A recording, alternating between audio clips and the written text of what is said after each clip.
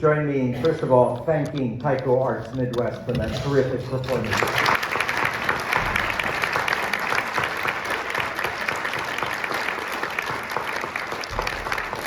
Thank you very much. Really terrific.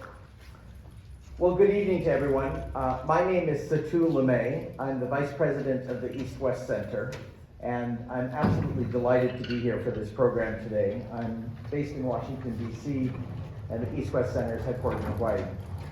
And while they're getting set up, and as to run the time for this transition, let me explain why the East-West Center is involved, to do a couple of introductions for our keynote speakers, and explain what this program is all about. The East-West Center was established by the United States Congress in 1960 to promote collaborative study, research, and exchange between the United States and Asia. We have the largest concentration of IMK buildings in the world in our campus adjacent to the University of Hawaii at Manoa, and we have approximately 70,000 alumni throughout the Asia-Pacific region. We are an institution that has been created under public law by the United States Congress. We are appropriated through federal dollars through the State Department Foreign and Operations budget. But of course, in addition to that appropriation, we raise money in the private sector, foundations, and other partners, including individuals.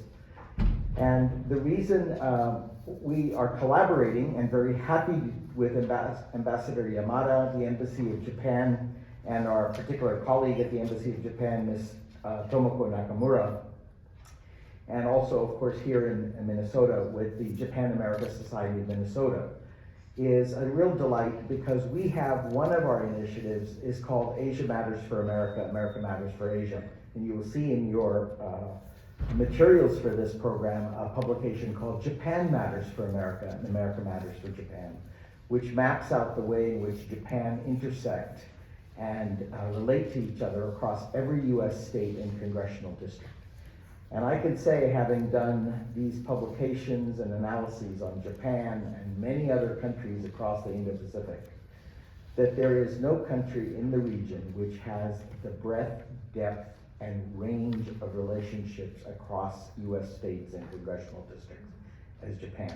And you will hear some living examples of those relationships, communities, and connections tonight with a fabulous collection here at the Institute, Minneapolis Institute of Art. We've already seen, and some of you have seen, the terrific Japanese collection is just one angle of this representation.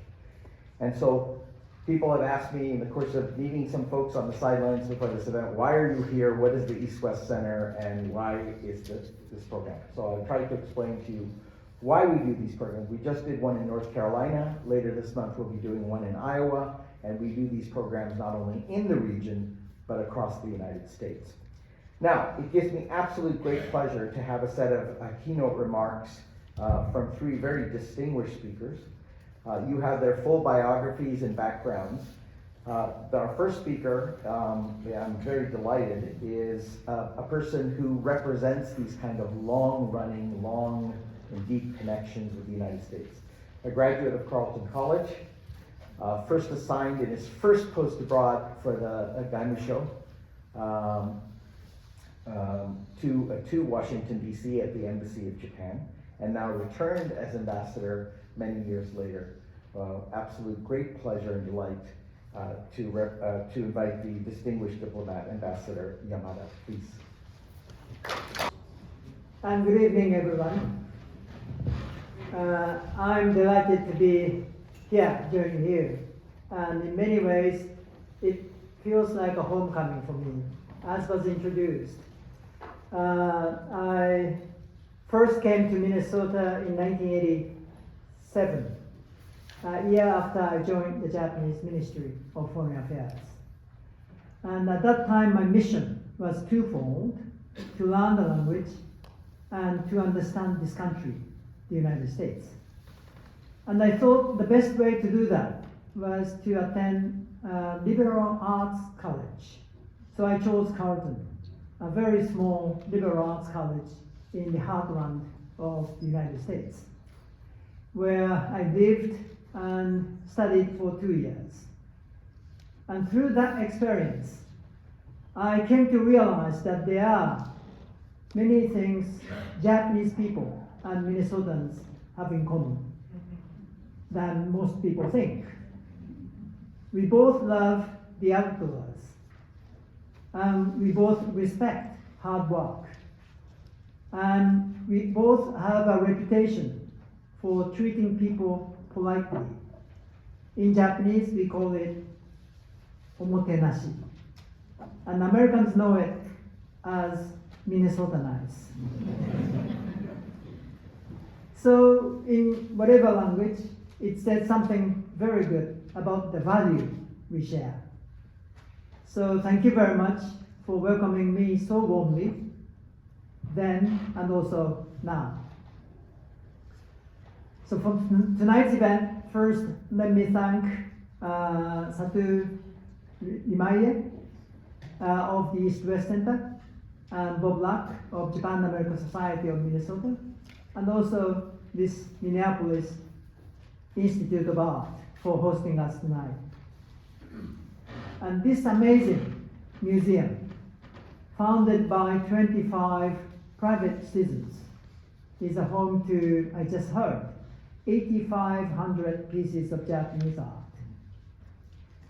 What an ideal place to reflect on the theme of this evening, the important role communities play in creating connections between Japan and the United States. And this time of global uncertainty, instability, especially when we look at Ukraine or East Asia, Japan-US relationship has never been more important. And earlier this year, Japanese Prime Minister came to the United States on an official visit. And the Prime Minister and the President highlighted the depth of our cooperation across many fields. And they said that Japan-US relationship has become a global partnership. And Minnesota plays an important role in that global partnership. Since 2019, Japan has been the largest source of foreign direct investment in the United States. And during that same period, the number of Japanese companies operating in Minnesota grew by 50%. And Japan and the United States share more than 450 sister city relationships. Minneapolis and Ibaraki, Duluth and Isumi City. And there is a first ever sister city relationship between Japan and the United States, which is St. Paul and Nagasaki City. Earlier this afternoon, I had a chance to visit Como Park in St. Paul. You know, Como Park is a home to very beautiful Japanese garden, one of the about 250 large-scale Japanese gardens in this country.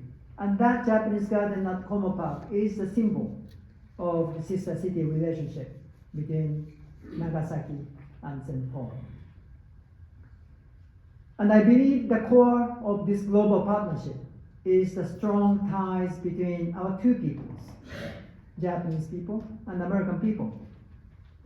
Through multi-layered network of people-to-people exchanges, including business partnerships, academic exchanges, and grassroots exchanges, we have been building strong sense of trust between our two peoples. And that strong sense of trust forms the foundation for this strong global partnership between our two countries. And here tonight, we have many leaders from Minnesota's political and business, culture, and educational sectors. And just as communities in Minnesota play an important role in strengthening the ties between Japan and Minnesota, and Japan and the United States, all of you play a very important role in bringing two peoples together. So in that sense, all of you are ambassadors. And I am grateful for all what you do to make our partnership to a reality. Satu just explained about the East-West Center's Japan Matters for America. This program maps business and other connections between Japan and the United States at national, state, and local levels. And this provides everyone who is involved in the important grassroots exchanges at the government, state, city, and individual levels. And people use these resources in further enhancing the bilateral people-to-people exchanges. And with your participation, I am convinced this relationship will only grow stronger. So in closing, let me use this word. Truly, Japan matters for America, and America matters for Japan. Thank you very much.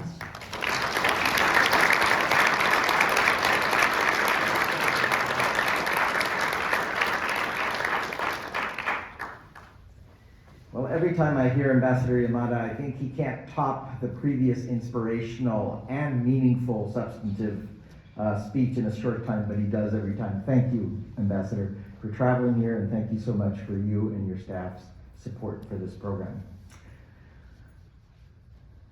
I've just arrived in Minnesota a few hours ago, so I'm sorry I haven't met Representative Samantha Sensormura, and she is next on our keynote speaker list. Representative, oh, there you are. I'm sorry, I hadn't had a chance to be introduced to you. Forgive me. So we are delighted that you're here, and I am so pleased that you're able to join us.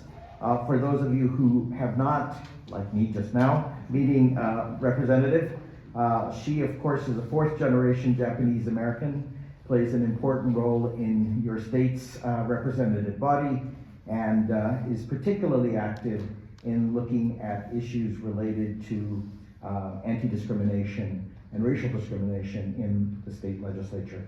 And we're very delighted to have you make some remarks today. Thank you for taking time.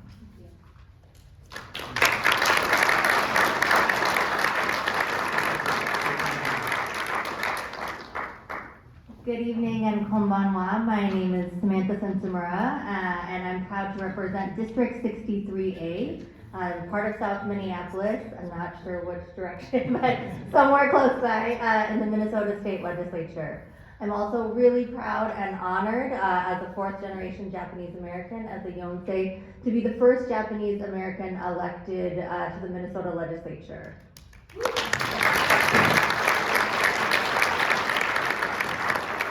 The history of the Japanese American people in America is certainly part of the story that led me to run for office.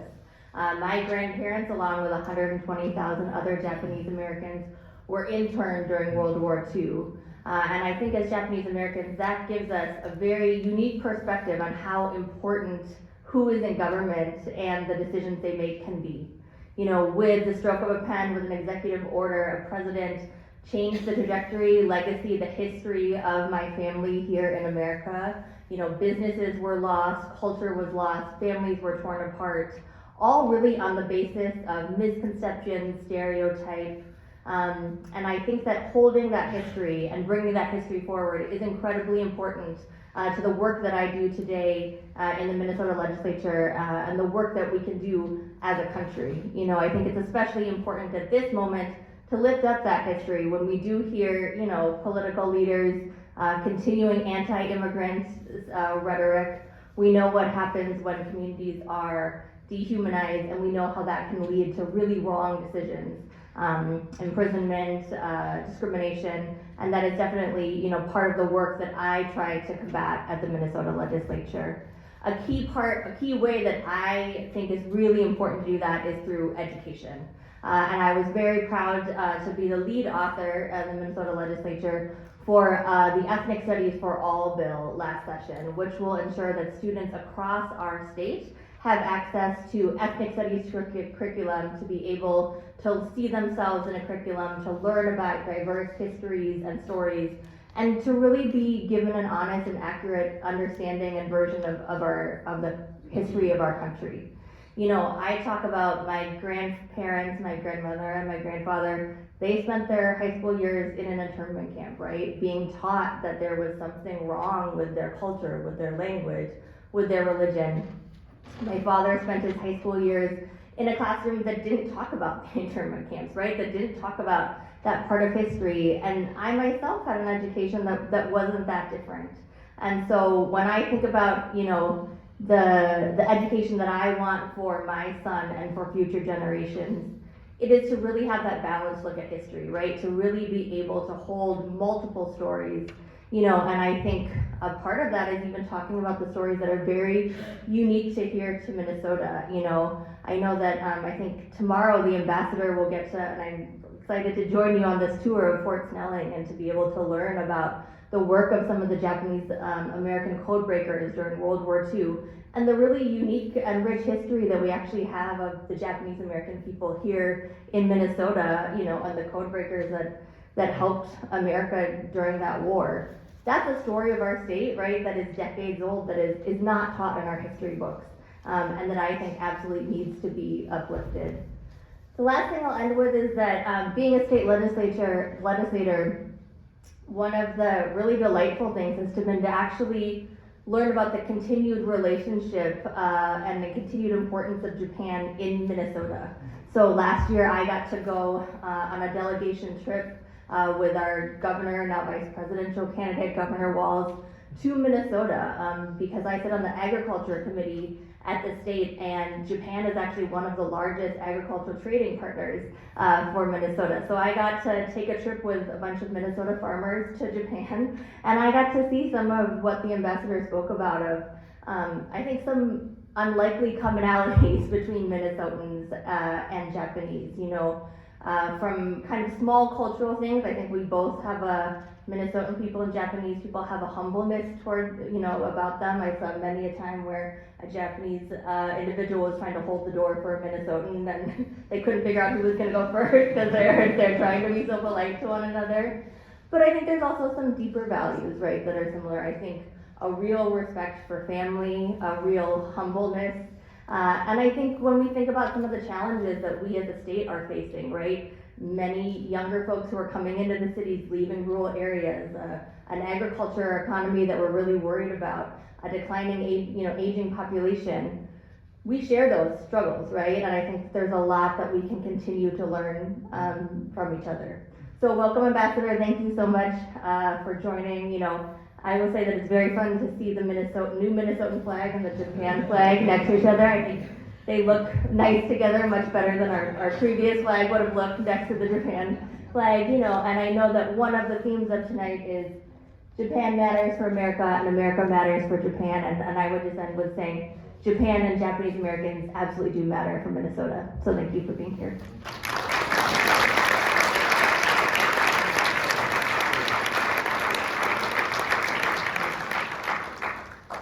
Representative, thank you so much for really also underlining the theme of this evening on community, and both historical and traditional elements of community, but also the very active elements and commonalities that you cited today. Thank you so much indeed.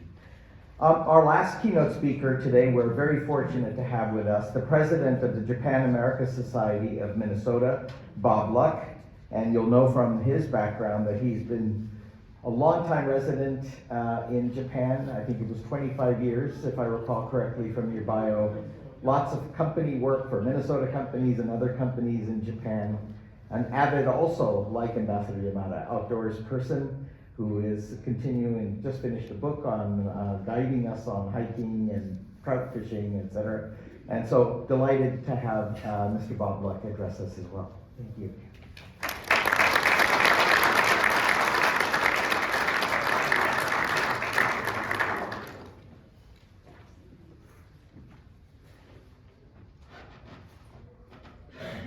Good evening. Japan and Minnesota have deep roots. In 1947, the first commercial airline flight left Minneapolis, St. Paul. And after 4 stops, or I guess 3 stops for gas in Edmonton, Anchorage, and the Aleutian Islands, it touched down in Tokyo 37 hours later. You can still fly from Minneapolis to Tokyo, but now you can do it nonstop in 13 hours. In 1955, as Ambassador Yamada mentioned, Nagasaki and St. Paul formed the first sister city relationship between the United States and Japan. That was actually a year before President Eisenhower got around to forming the Sister Cities International Commission. So they were way ahead of their time. And another deep root that we have is we have a history not just of growing vice presidents, but of growing ambassadors. In the last few decades, we've had 2 ambassadors to Japan with Minnesota connections. Michael Armacost, a graduate of Carleton College, of course, and Walter Mondale. And we're delighted that they are now joined by a Japan ambassador to the United States with a strong Minnesota connection. But we don't just have deep roots, we have a lot of green shoots in Minnesota as well. And we really have a range of cultural organizations, going from tea ceremony to ikebana to martial arts to taiko drumming. Absolutely, that was really exciting. And of course, we have a very large and engaged anime community in Minnesota that hosts over 6,000 people to its annual convention. We have 2 Japanese Saturday schools, and Japanese language is one of the 3 top language choices for students at at Minnesota colleges and universities. And finally, let's not forget food. You don't have just the choice of sushi and shrimp tempura anymore. If you want to have grilled eel, fermented soybean natto, chawan mushi custard, salted mullet roe, you've picked the right place when you come to Minnesota, and you can wash it down with Minnesota brewed sake. Well, we do have this amazing connection, and I agree with Representative Sensamura and Ambassador Yamada that one of the reasons that that connection has been created is because of all the shared values that we have. I'd just like to add one more, and that's punctuality. Minnesota and Japan are 2 of the only places I know where you can show up 5 minutes early for a meeting and be the last person to arrive. Believe me, it's happening. The other thing that I think is really important is that we do have this network of people who really value the connection between our 2 peoples. And they really put in the work to make sure that that connection grows and thrives. The organization that I represent, JASM, is an example of that. We were founded 52 years ago, so a little bit after that St. Paul-Nagasaki sister city relationship, and we now have over 200 members. We sponsor education programs for high school students, as well as scholarships for high school and college students to study in Japan. We host cultural and business events. For example, in the spring, we have a spring concert, Harukaze. In the summer, we're involved in the Obon Festival in Como Park. And in the fall, we have the JASM Open Golf Tournament. I had the pleasure of playing in the tournament last month. One of my teammates was Steve Gullickson, who you'll be hearing from later. And I have to tell you right now that it is absolutely not his fault that our team finished in last place. The other thing that JASM does is that we support sister cities, government, and private organizations, basically anybody who has a connection to Japan, we're there behind the scenes supporting them. If there is a Japanese visitor or a Japan-related event in town, you can be pretty sure that our executive director, Ryo Saito, or our program manager, Yoko Ueno, will be there supporting that event. Last week, they hosted a reporter from the Asahi Shimbun newspaper who was doing a series on the election and the democratic process in the United States, focusing on Minnesota. And this week, they've been involved with a certain event involving the East-West Center and the Japanese ambassador. So now, you can obviously tell that I'm proud of the Japan-America Society. So now is my chance to make a shameless appeal for your support. A month from tomorrow, on November 16th, we will be holding the Mondale Awards and Scholarship Dinner, which is our biggest fundraiser of the year, and it's a lot of fun.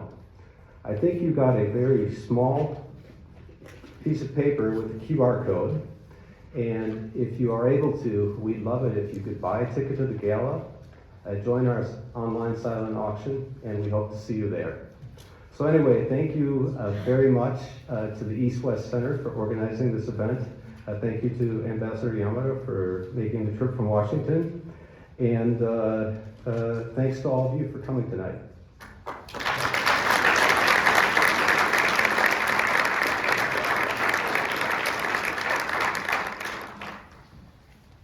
Well, thank you for your cooperation with this program as well, Bob, and society here in Minnesota. Now, we are moving to the fireside chat, no fire, but a chat up on stage with really some living examples of folks who make this come alive in terms of their community connections, etc.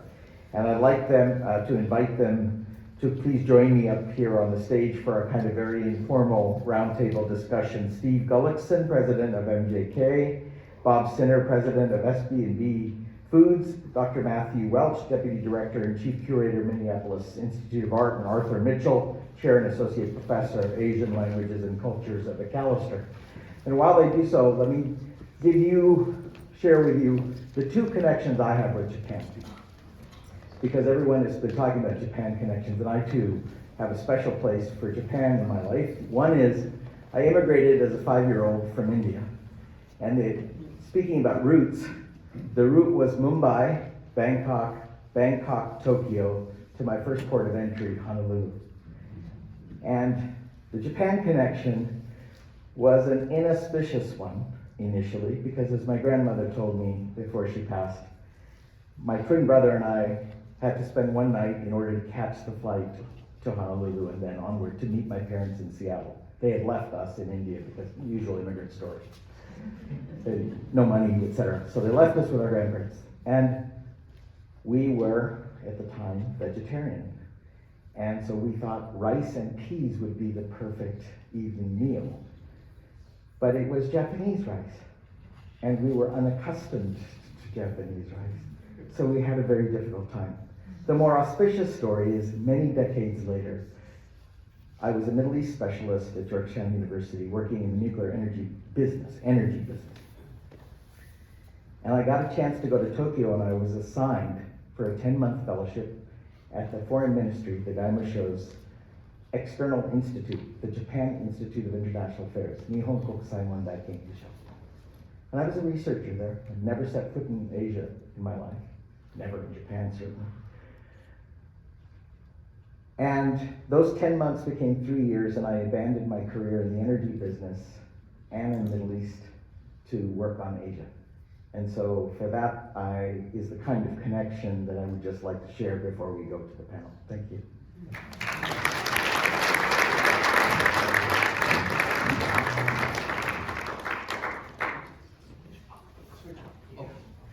Well, terrific. We have such a great panel. With such a great panel this evening, and they represent such a range of community interactions with Japan, about Japan, and you have their full bios. I think I've introduced them by title, but let me just say a little bit more to be fair. Steve Gullickson has been heading MGK, since 1998, when his brother apparently aggressively recruited you to join. And this company works on insect control products. 122-year-old, I was reading on the web, and has a majority interest to Sumitomo Chemical of Tokyo. So these are the kinds of corporate connections, business connections. Bob Sinner, has been involved in the soybean business, SB&D, and of course, special Japanese products which have been made in part by North Dakota farmers, and a tofu variety named after Bob. So now I have to say, when I was doing this background research, tofu in North Dakota do not normally come up in my experience. But he's going to tell us all about that and the connection with Japan.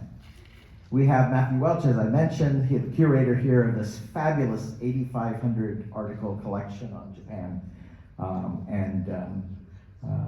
The work he's been done, and he's gotten a commendation from the Japanese Foreign Ministry. And then Arthur Mitchell, our representative from Macalester College, has a book, 2020, recently, Disruptions of Daily Life, Japanese Literary Modernism in the World, and has also been doing a Fulbright grant, most recently in the last couple of years, on history of racial consciousness in modern Japan. So we're going to hear about all kinds of ways in which we heard some of the echoes of these themes. So let me start with some questions for each of you. Steve, can you please give us a little bit more on your company's connections to Minnesota and Japan? Sure. Our company started in 1902, and in the early 1960s, we were looking for companies that had chemistry that would work in insect control, and Sumitomo Chemical was one of those companies. So we created a relationship. We started to basically be a distributor for them at that point in time. In 1989, it was a formalized relationship. Sumitomo bought 20% of MGK, and in exchange for that, we got exclusive distribution to their chemistry throughout North America. And that relationship continues to this day. We still have exclusive distribution, which has been a tremendous business boost for us. Created really just a solid base from which we've been able to grow since that period of time. Thank you. Bob, can I ask you the same for your company and its connections and how you've grown these? Sure.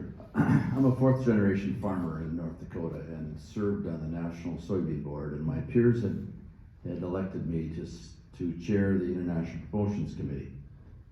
And our committee was responsible for 400 different projects in 85 different countries. And so with that work, I began to realize that there were opportunities to do business directly with soy food companies. Came home to my partners and said, you know guys, I think we've always been proud of the quality we produce here. I think we have an opportunity to work directly with food companies in Japan. You're crazy. Bob, you really think you can do this? And I'll be honest with you, I'm a competitive SOB. Everybody in the Midwest said you can't do it. Food grade soybeans come from Iowa, Illinois, Indiana. But today we're one of the largest supplier of identity preserved food quality soybeans to not only Japan, but to 15 other countries in Asia. Without giving any trade secrets, I can't help but follow up. What about Japan in particular? Because soybean is so ever present. Yeah, so I will correct you on your intro. They don't have a variety named after me. They actually have the retail product name. So Beg your pardon. we'd been doing business there one of the first relationships started with Hiseikyo, which is the consumer co-ops of Japan. And we started doing business, and after a few years, they sat down when we were having a strategy discussion, and they said, Bob, we'd like to name the retail product after you. I said, you mean SB&B tofu? No. Do you know who Colonel Sanders is? I said, yes. I said, well, we'd like to call this Bob's Tofu. I go, whoa, wait a minute here. I have partners at home. And so at the end of the day, it didn't matter to us if that was going to sell more tofu. We were fine with it. In 2016, we celebrated 30 million pieces of Bob's Tofu that have been sold in just the island of Kyushu. Wow. Congratulations. So we've just had a fantastic relationship with not only the soy food companies, but more importantly, the consumers of Japan. It's been phenomenal. That's fantastic. Congratulations.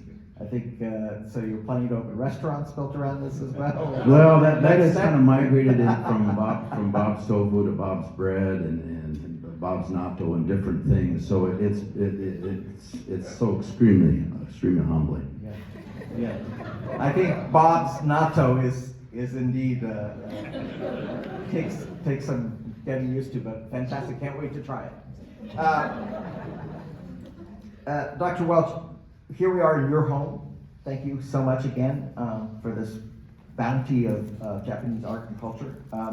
But can you tell us a little bit more about the background of this? Why this huge collection? I believe it's the second largest, if I'm not mistaken, in North America, or one of the largest anyway. One of the largest. So could you tell us a little bit about why this collection here, what continues to animate the gifts that you've described that keep coming to this particular institute, and the importance of Japan art in your collection? Yeah, so there's a long time association between Japan and Minnesota, as you've been hearing, but particularly with the arts. This museum opened in 1915, and we received our first donations of Japanese art in 1914, the year before we opened our doors. John Bradstreet, the local architect and designer, was actually not only importing Japanese art, but importing Japanese craftsmen to create furniture in Japanese style here in Minnesota. And it went on from there. Early collectors such as Richard Pillsbury Gale traveled to Japan and began collecting. Louis W. Hill Jr., so grandson of James J. Hill, who brought the railroad to Minnesota and then on to Seattle, and ultimately established a shipping lane from Seattle to Nagasaki. Also collected Japanese prints, ultimately leaving us some 2,700 objects. So a long association, but even more importantly, I think particularly those two men, Richard P. Gale and Louis W. Hill Jr., peace was declared after the Second World War on September 2nd, and we opened in this institution an exhibition of Japanese prints on October 14th of 1945. So determined were the supporters of this institution to normalize relationships between our two countries. And that has continued to this day with staggering gifts of Japanese art. I like to think that I influenced that through my meager purchases, but I can tell you it's true of most museums. Museum purchases represent about a fraction of what we have. Most of it's due to the generosity of collectors who ultimately give their collections to the museum. But in the case of Minnesota, there was a particularly strong collection or connection. The final one I'll mention is, well, two more, is Mary Griggs Burke, who grew up in St. Paul. Her house still stands on Summit Avenue. But she went to Sarah Lawrence, and so moved to New York and never returned. But she never forgot where she was from. And ultimately, when she needed to place her collection at the end of her life, she looked back to Minnesota knowing it would have so much more play here. So 670 objects from Mrs. Burke came to this institution. The same is true on the other side of the country. Willard Clark, a cattleman from the Central Valley, collected some 1,700 objects. He was stationed in Japan after the war, fell in love with the culture. And as he realized that nobody was going to visit his tiny private museum in the Central Valley of California, an hour from Fresno, so ultimately decided to give it to this institution. It was really the generosity of those folks. I'll mention one final thing, and that is, collections are important. Japan is well represented here, but without the resources to program those collections, not much happens. But this institution is particularly active because of Richard P. Gale's grandson, Edward Gale, who about 6 years ago stepped forward and said, we can endow Japanese programming at this institution. So every year we have a generous fund to dip into, to bring artists from Japan, to bring speakers from around the world to talk about Japanese arts and culture here. Well, terrific. Thank you so much. I want to follow up one issue regarding art and engagement with community, and particularly generational change. Now, you have this fabulous collection, particularly of traditional art. I asked you upstairs about in the tour about contemporary holdings. A lot of young people, of course, get their introduction to Japan through other forms of culture, whether that be anime or movies or music or clothes, fashion, all kinds.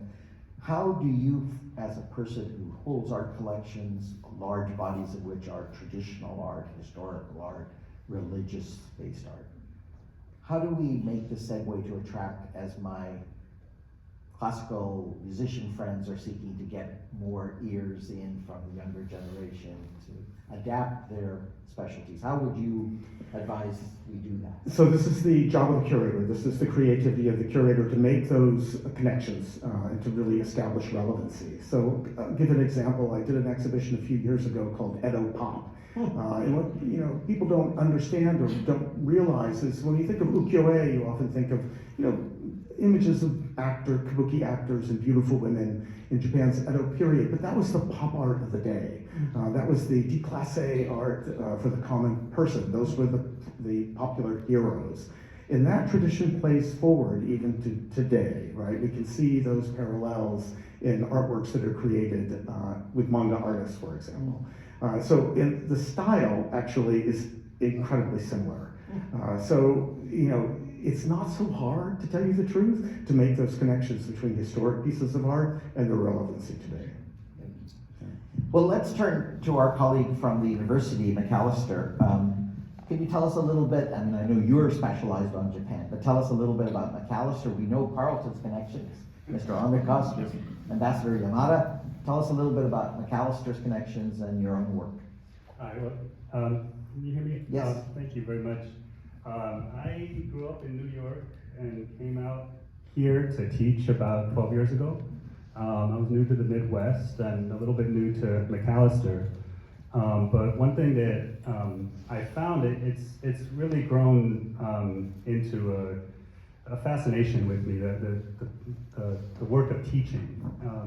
To me, it's incredibly difficult, but one of the challenges is how do you get people, young people in my case, to find themselves, to understand themselves, have a sense of who they are and what they want in the world. And one of the things that has particularly interested me is the ways in which the systems of inequity that we all live in get in the way. They obstruct us, whether we're talking about racism or classism or patriarchy or all of these systems. They hide us from ourselves. They prevent us from understanding our true selves. And that intersection for me has been a source of fascination. How do we address these issues in the name of education, in the name of cultivating people's sense of agency?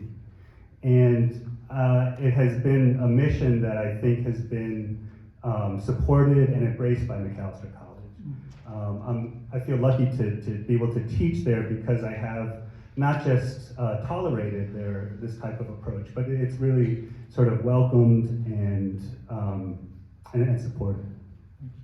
Thank you very much. Time is short, so I'm not going to get through all the list of questions, and I want to make sure we turn to the audience for a couple of questions. But I do want to end this sort of formal part and then turn it over to you to ask some questions with our commercial colleagues from companies doing business. And it comes from, as I mentioned earlier, I was exiled from Honolulu's East-West Center for my sins to Washington, D.C. And one of the things that keeps coming up, as Ambassador Yamada mentioned, is this massive economic relationship with Japan. Japan's investment, Japan's trade, all kinds of partnerships, research, and other forms. And in Washington, of course, this tends to be discussed a lot in terms of policy prescriptions, trade deals or formal arrangements, or what should the U.S. role be in these issues. But I want to ask you, people who are business people, who have been working these accounts for decades and they're in the family business for over a century, what are your ideas for continuing to engage in mutual investment, mutual trade, where the rubber meets the road, where products are sold, where things are made and created and sold. How would you advise policymakers to think about going forward in these spaces, in these areas? Advising policy. Tough question. Well, let me try to put you in my shoes as an American producer and put you in the eyes of a Japanese consumer that needs to rely on another country to supply their food. And the appreciation that is shown to us is overwhelming, extremely humbling, and how tight those relationships become. You know, when we started, and it was my idea that we first try to do some business in Japan, and the message to me was Japanese businessmen are really strict, they're difficult, they're stone-faced, they're really hard to work with. And I tell you what, you know, we're all human beings, and the relationships that I have in Japan are as good as anybody that I've ever had a relationship with. They're phenomenal people. They're kind, they're thoughtful, and guess what? Impeccably honest. And contracts really aren't important. A handshake is good enough. That's how wonderful that society is and those people. I could go on for a long time talking about this.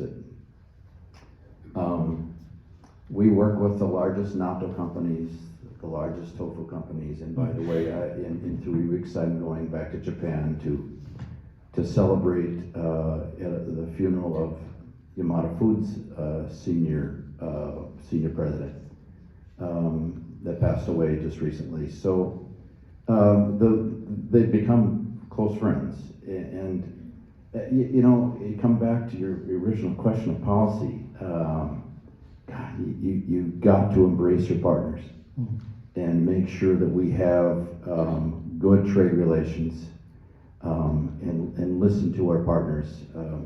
Our job is to listen to the consumers and the food manufacturers, not to tell them what they need or what they should buy. And I think we sometimes put our chest out too much in this country because our relationships around the world are just so critical. Thank you, Bill. That's really well appreciated and well taken. Steve, do you want to comment on, you have a Sumitomo partner in your company, so how does that work? How does it work in real life, and what broader lessons would you give us? Yeah, so we have a tremendous relationship built over a long period of time. I'll just tell you a story that kind of emphasized the importance of relationships. So when I joined the company in 1999, end of 1998, first thing I did is I recognized that Sumitomo Chemical Company was a really important vendor. So I said, well, I'm going to go over to Japan and start to work on this relationship and treat them like a customer, like we treat our customers. And the language I heard when I got there is, we don't trust you. Like, wow, that's pretty insulting.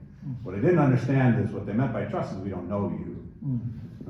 And so then I said, well, looks like I'm going to be going to Japan more often. So I tried to go 3 or 4 times a year and invite them to the United States 3 or 4 times a year, expressly to establish trust, i.e. A relationship and knowledge of one another. And so I think, you know, coming full circle around to the original question around policy, to me, and I have to qualify myself, I'm a huge capitalist to my core, so hopefully I don't offend too many people. I really believe in the lack of barriers, because as soon as you create barriers, you hinder the ability to create trust. And what I experienced in Japan is when there's trust, you can pretty much get anything done that you want to try and get done. When there isn't trust, that's when you start to tap the brakes, or in the worst case scenario, when you slam on the brakes. Let me add one, if Please. you don't mind. And I welcome comments from both of you too, because in your own businesses, you have built these trust and relationships?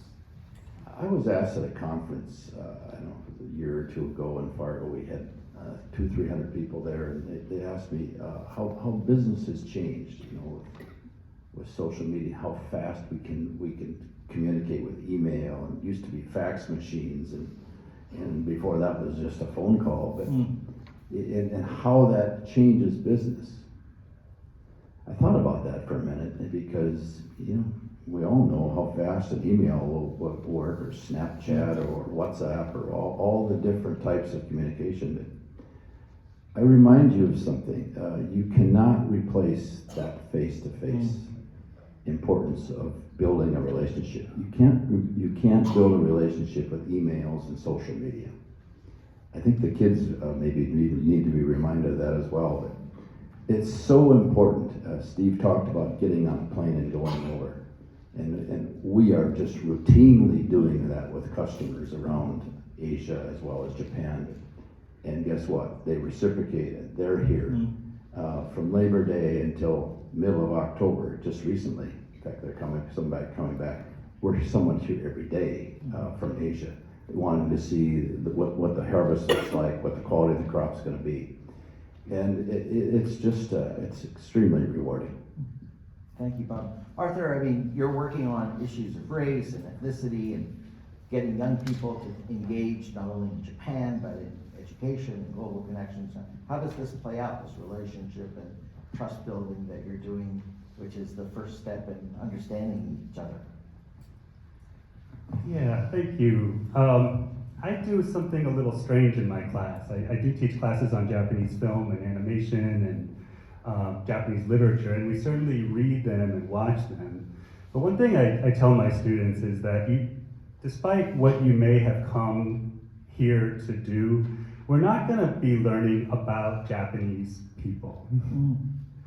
We're actually not going to be trying to understand better Japanese culture as sort of an object.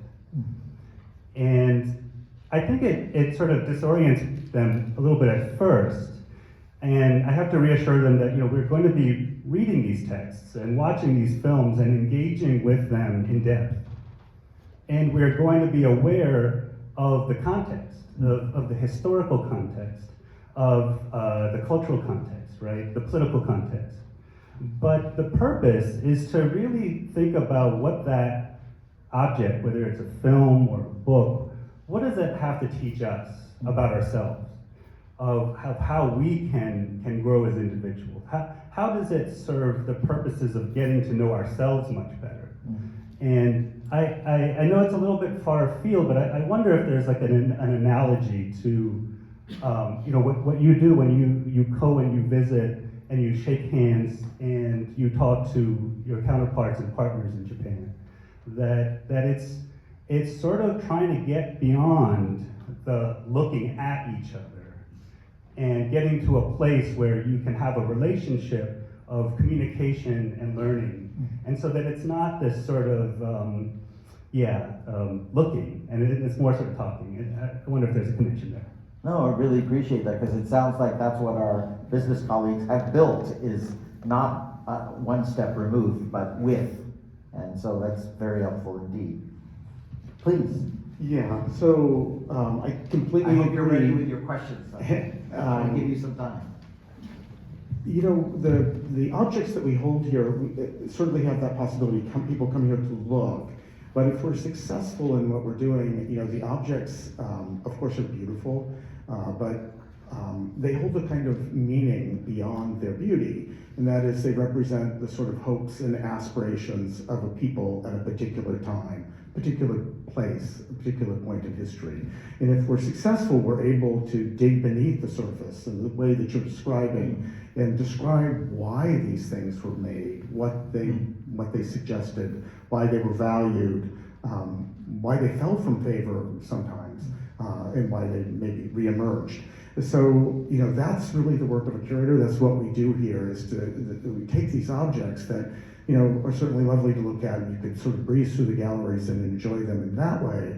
But if we're successful, I think we're revealing the sort of deeper psyche of a culture through their creative impulse. Thank you very much.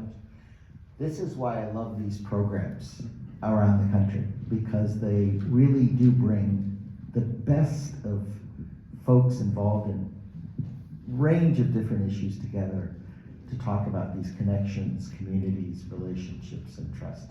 And thank you very much. But over to you. Are there any questions before? Bob Luck has made me very hungry for, I don't know what's on the menu, so I don't want to overpromise, but I'm interested. There's a question here.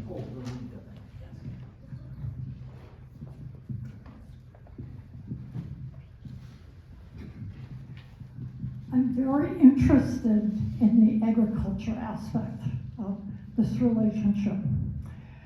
And I'm wondering what's being said in the boardrooms about the potential impact of the releases of highly radioactive tritium from the nuclear core building laboratories in New Mexico. We know from 1946 that when these gases are released, they travel, and back in that time, they covered Minnesota with radioactivity. We have studies to show the impact on the death rate, so we know that means suffering. What's being said in the boardrooms? Is there some worry about this, and how they think they can address it? That's an excellent question, but my answer is it hasn't been discussed. We do talk about safe food. We do talk about biotechnology, non-biotech. Consumers in Asia want to buy non-GMO, and I'm a person that listens to what my buyer wants. I provide a portfolio of choices. Some of these varieties might make a better tofu. But it's all about food safety. And global agricultural trade today, ever since 9/11, is all about food safety. It's not only about biotech, but it's about chemical residues and all the things that can knowingly affect humans, their life. So that's generally what those conversations are about safe food. No one else has a comment. I see a question in the back there. I'm sorry, the light is in my eyes, the lamp here. Thank you. You spoke about the people who donated to this museum here, the objects. I recognize some titans of industry there, Pillsbury Hill and all that. So I was wondering if the panel could talk a bit about what you think the role of business is in spreading culture nowadays. Please, who'd like to start? So I think business is a huge driver of the cultural interaction, and it really comes down to what we were talking about a little bit earlier, which is the one-to-one or group-to-group exchanges of information. I do think it's important to note that at the start of any potential, there is different perspectives, and those cultural perspectives are different through upbringing and where people come from, what their experiences are. And so the challenge always is to create as close as you can to consensus in whatever direction that you want to go. And a big part of that is, as I alluded to earlier, is just building trust. It's as simple as it's a lot easier to do work, including work that you may not fully understand what the potential result of that is going to be, with someone you trust versus someone that you don't trust.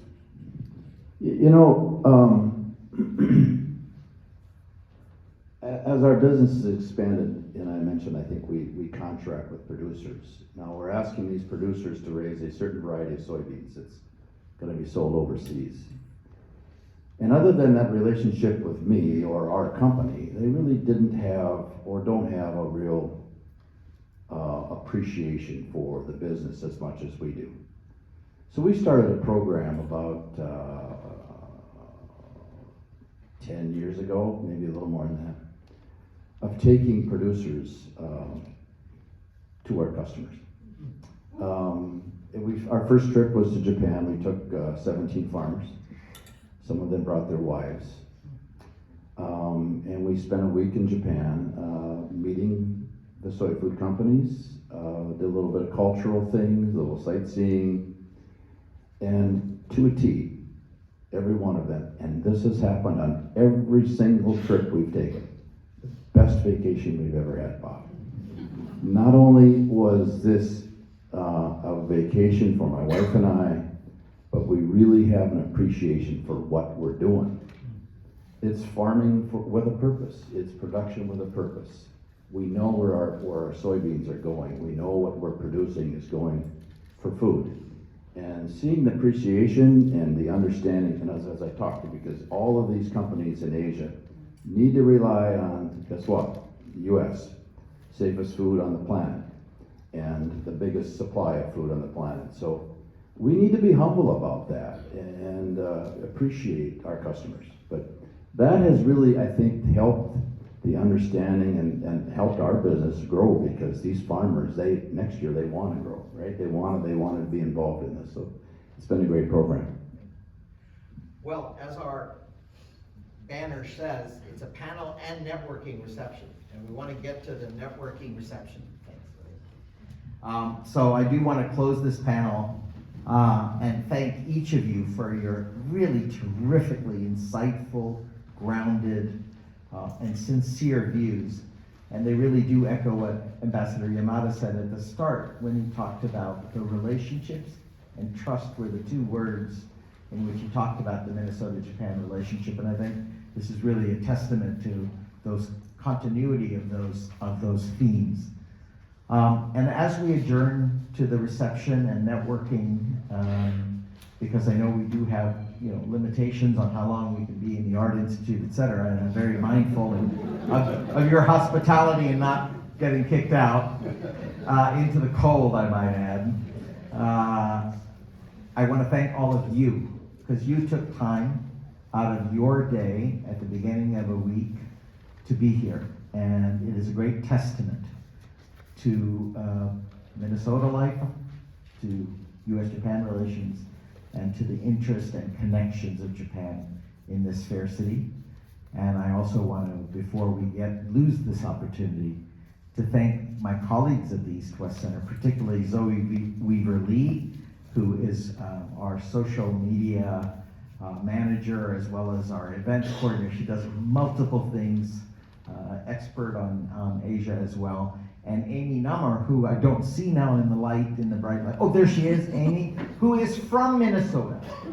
So this is her hometown. She's staying with her folks and family while she's here doing this program, and we'll be doing a similar program in Iowa next, I think later this month, right, Amy? So please join me in thanking the panel, to Zoe and to Amy and to our wonderful keynote speakers. Thank you so much.